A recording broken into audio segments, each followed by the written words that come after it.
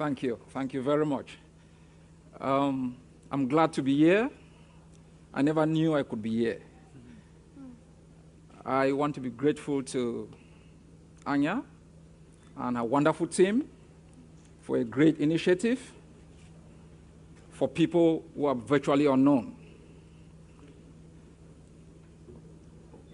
It's been a long time that I have been struggling for freedom, the right to social democracy, freedom of assembly, free speech, and the protection of human dignity.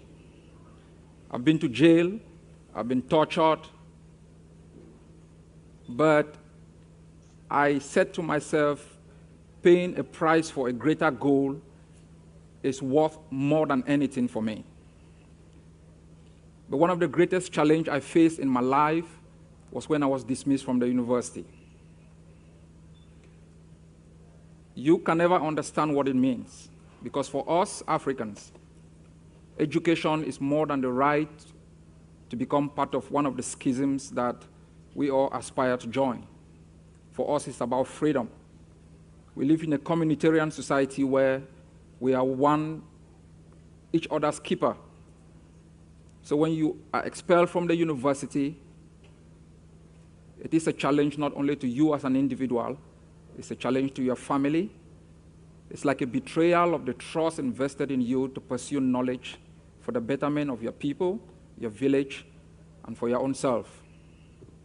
I was not only dismissed, I was banned from attending any other university in the country. Then I lost my right to stay in the country. My friends were in prison. I was a student of chemistry, but I decided in 2007, 13 years after I lost my right to education, I never had any chance, no support.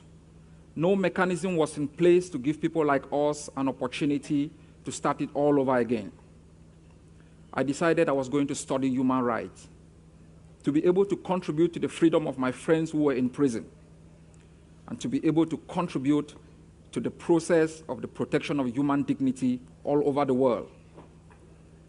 I never had the chance. I had no sponsor. I had to apply for the German citizenship to be able to have the possibility to travel to London because I had a refugee status. I traveled to London. I slept in abandoned homes to be able to go to school. At one time, it was so difficult that this university asked me if I could step out, organize myself before I re-enrolled. I said, it's 15 years. I can't keep waiting. I slept from one abandoned home to the other until I moved to Norway, where I met here my fiancée and now my wife. I was flying every Tuesday from Torp Airport. I slept at Stansted Airport on the floor. I drove to London City with the bus. I attended lectures from 10 o'clock. I finished at about 2. I took the flight late at night back to Torp to be able to come and do Avis boot early in the morning, do cleaning in the afternoon to be able to survive, because there was no mechanism to support. I was so happy when I graduated. I enrolled in international relations. Still no support. I left classes halfway to go and give papers to be able to survive. I've now enrolled to do a PhD in human rights law. Still no support. I have to do night shift, morning shift, afternoon shift, and evening shift so I can pay my fees. This is the journey when there is no support. Today we are all here because a great idea has been transformed from a dream to reality.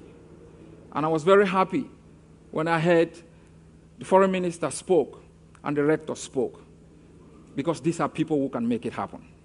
I call myself a foot soldier. They are policy people.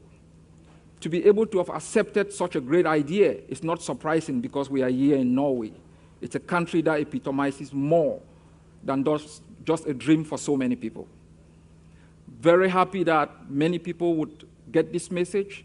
This program sends a message to those who dismiss me from the university, those who continue to oppress students all over the world, that some people listen from somewhere, and that you, the students who continue to struggle for democracy, for freedom of assembly, speech, and the protection of human dignity, you are not on your own.